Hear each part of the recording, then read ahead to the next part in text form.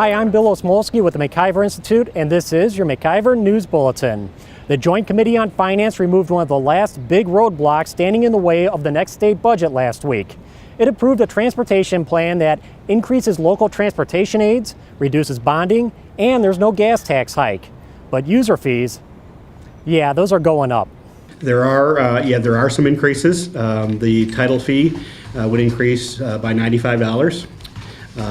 The committee would increase automobile and light truck registration by $10. And we'd also consolidate the three different types of truck registration, light truck, into one. The committee decided to increase funding by over $480 million compared to Governor Evers' proposed $600 million. The committee decided to increase general transportation aids to local governments by 10% and tripled local road improvement program aid, also called LRIP. That's important because LRIP funds can only be spent on actual road improvements.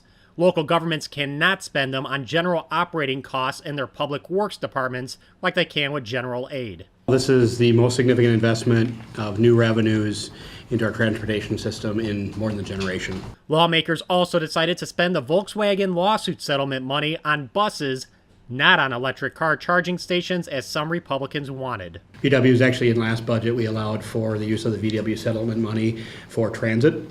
We were going to continue that with additional $22 million.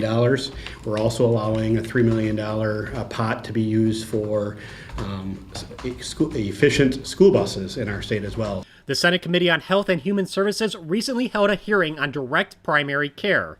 Direct primary care, or DPC, allows doctors to sell health care directly to patients without going through insurance companies. It kind of works like a gym membership where patients pay a monthly fee in exchange for unlimited visits and access.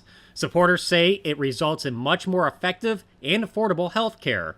Unfortunately, this type of arrangement is on shaky legal grounds. It's not illegal, but it's not officially sanctioned either.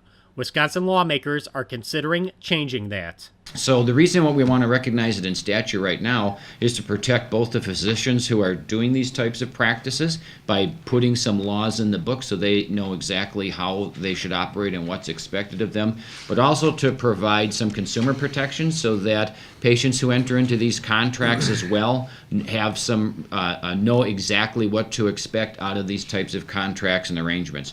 Moving to a DPC practice 5.5 years ago has restored my passion for practicing family medicine. I was facing burnout after 18 years in the fee-for-service world.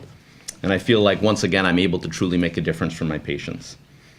Just last month I was able to spend 90 minutes with a brand new patient, a 30-year-old who had not seen a primary care doctor in 10 years, but he was severely depressed and actually contemplating suicide. Currently, there are only a handful of doctors in Wisconsin that provide DPC.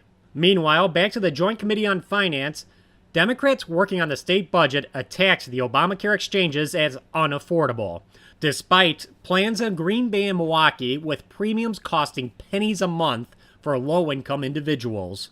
You might be able to create some human who's never had a pre-existing condition and never been to the hospital and, never been to the hospital emergency room. But the reality is most people are not getting plans for pennies on the exchange. Let's just be real clear about that. None of that matters under Obamacare, which requires Cadillac coverage with no penalties for pre-existing conditions. But Representative Taylor was really trying to make the case for more navigators to help people find plans on the exchange, even though they apparently don't take their jobs very seriously. One of my constituents tried to figure out, can you truly get healthcare policies for just pennies on the exchange? So she went on and tooled around, and she had a private agent call her back right away, and she asked, can I get a health insurance policy for pennies on the exchange? And you know what the agent's response was? He laughed. Republicans voted to eliminate 5 navigator positions in the state budget, which were vacant anyway.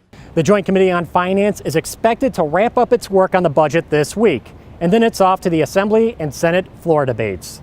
Be sure to visit MacIverInstitute.com for regular updates and check us out on Facebook, Twitter, and YouTube. For the MacIver Institute, I'm Bill Osmolsky, and this has been your MacIver News Bulletin.